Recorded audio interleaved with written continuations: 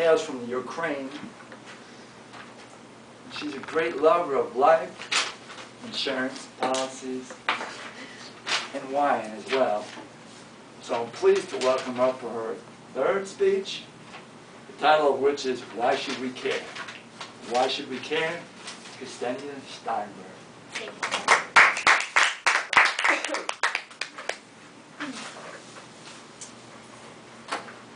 Hello everyone. I came to this country for hundreds of reasons that I love about this country. But there are also a couple of reasons, a really small list of reasons why I don't really like this country so much. And number one of them on the list is I feel like majority of people here don't really care. And honestly, in Ukraine, when you translate I don't care, it sounds very rude. So, you know, when I ask my boyfriend what kind of movie do you want to watch, and he says I don't care, I feel kind of bad about his answer. I feel like it's kind of rude. So I feel like, you know, he doesn't really have an interest. But I would like to start with a kind of a funny story that happened just about a couple of days ago. I have a cat that I care about very much. She's been with me about 3 years here, and I've grown her from a kitten, and so she moved with me a number of times to different states and different apartments, so she's been with me throughout my whole growth process in this country, as she was growing herself. So she's kind of my best friend too. And when I moved into the new apartment, the one I live in, currently it's on the 5th floor. We have a balcony, and it has a rail that has really wide holes for her to so she can walk through, and she can actually literally just walk through the rail and walk around on this 8-inch parapet around the whole building. And the building is built the way that it's kind of a U-turn, just like these tables. So she's kind of crazy and tried to commit suicide jumping off our 5th floor balcony a number of times. And recently the latest accident was we actually have to keep all the balconies looking the same, so I couldn't really put anything around it to prevent that from happening. And then I finally found a solution, and what I did, I put the clear wrap around it. Yes, you could really see it. It was very different. Our balcony was very different from the rest of them, but it was my solution for that time, and I stuck with it, and nobody really said anything.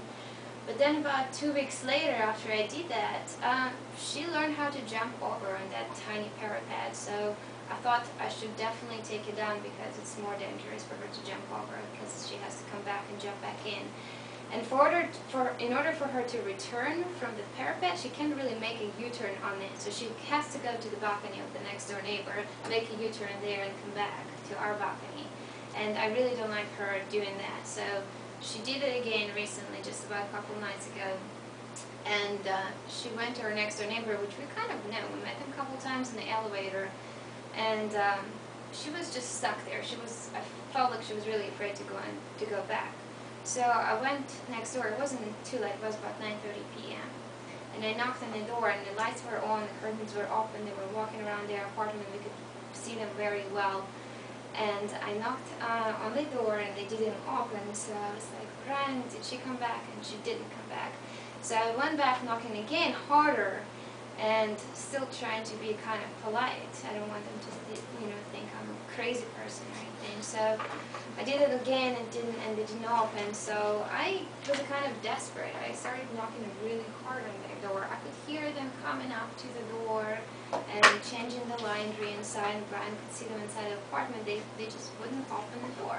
So still I was stuck there for about half an hour. Still, it's my cat's name. And they never opened the door, so finally, I opened the window and put her food out, so she walked in. But anyways, I was really angry. I felt like I wanted to do something. Why people wouldn't open the door? I understand it's a security issue. I understand you don't have to open the door, but you can come to the door and ask what's wrong. Maybe I'm being chased by somebody. Maybe I'm in danger. Maybe my house is on fire and I have a cell phone or I need to call somebody. it could be any kind of urgent situation. So it really kills me. In Ukraine, we get to know our neighbors immediately, and we come in and we know them, and we babysit each other's children, and we get eggs or sugar if we're missing an ingredient while we're cooking. We constantly communicating, and we watch out after each other. If a robbery happens, we definitely do something. And I know number of situations, number of articles I saw that people don't really call police even if they see their neighbor's car or house being robbed. I recently was underwriting an account. I'm an underwriter, and it was a child who